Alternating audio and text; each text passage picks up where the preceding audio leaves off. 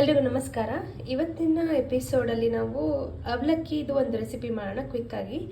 Just 3 ingredients ಸಾಕು. ಒಂದು paper ಅವಲಕ್ಕಿ ಬೇಕು, ಕಾಯಿ, ಆಮೇಲೆ ಬೆಲ್ಲ, ಇಷ್ಟೇ. ಇದರಲ್ಲೇ ನೋಡೋಣ. ಮತ್ತು ವಿದೌಟ್ ಆಯಿಲ್ ಯೂಸ್ ಮಾಡಿ ಹೇಗೆ ಮಾಡೋದು ಏನು ಮಾಡ್ದೇನೆ.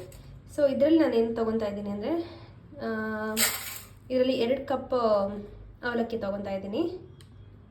ಸೊ 1 ಕಪ್ ಹಾಕಿದ್ದೀನಿ, ಇನ್ನೊಂದು ಕಪ್ ಹಾಕ್ತಾಯಿದ್ದೀನಿ. ಸೊ ನಾನು ಮಾಡ್ತಾ ಇರೋದು 2 ಮೆಂಬರ್ಸಿಗೆ ಅಷ್ಟೇ. ಆಮೇಲೆ ಕಾಯಿ ತುರಿನ ಆಲ್ರೆಡಿ ನಾನು ರೆಡಿ ಮಾಡ್ಕೊಂಡಿದ್ದೀನಿ. ಇದನ್ನ ಕೂಡ ಆ್ಯಡ್ ಮಾಡ್ಕೊತಾ ಇದ್ದೀನಿ. ಇವಾಗ ನೋಡ್ಬೋದು, ಇದನ್ನ ಸ್ವಲ್ಪ ನೀಟಾಗಿ ಮಿಕ್ಸ್ ಮಾಡ್ಕೊತಾ ಇದ್ದೀನಿ. ಇವಾಗ ಬೆಲ್ಲದ ಪಾಕ ರೆಡಿ ಮಾಡ್ಕೊಳ್ಳೋಣ. ಓಕೆ, ನಾನು 1 ಗ್ಲಾಸ್ ನೀರು ಹಾಕ್ಕೊತಾ ಇದ್ದೀನಿ ಈಗ ಸದ್ಯಕ್ಕೆ.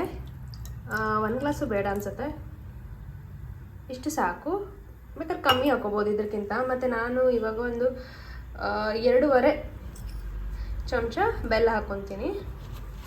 ಆ್ಯಕ್ಚುಲಿ ಹತ್ರ ಬೆಲ್ಲದ ಪೌಡ್ರ್ ಇದೆ. ಸೊ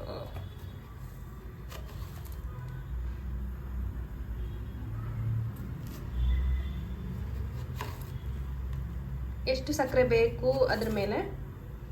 ಸೊ ಸಾಕು. ಇದು ಬಿಸಿಯಾಗಿ ಪಾಕ ಥರ ಆದಮೇಲೆ ಏನಿಲ್ಲ, ಜಸ್ಟ್ ನಾವು ಏನು ಮಿಕ್ಸ್ ಮಾಡಿದ್ದೀವಿ ಅವಲಕ್ಕಿ ಮತ್ತು ಕಾಯಿ ತುರಿನ ಇದ್ರ ಜೊತೆ ಮಿಕ್ಸ್ ಮಾಡಬೇಕು ಅಷ್ಟೆ. ನೋಡೋಣ, ಇದು ಸ್ವಲ್ಪ ಹೊತ್ತು ಆಗಲಿ.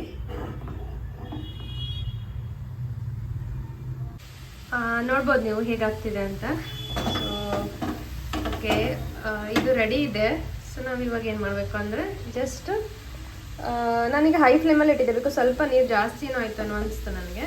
ಸೊ ಅದಕ್ಕೆ ಸೊ ಇವಾಗ ಏನು ಮಾಡೋಣ ಅಂದರೆ, ಜಸ್ಟ್ ಆ್ಯಡ್ ಮಾಡ್ಕೊಳ್ಳೋಣ. ಕಮ್ಮಿ ಇಟ್ಕೊಳ್ಳೋಣ ಫಸ್ಟ್ ಫ್ಲೇಮ್ನ.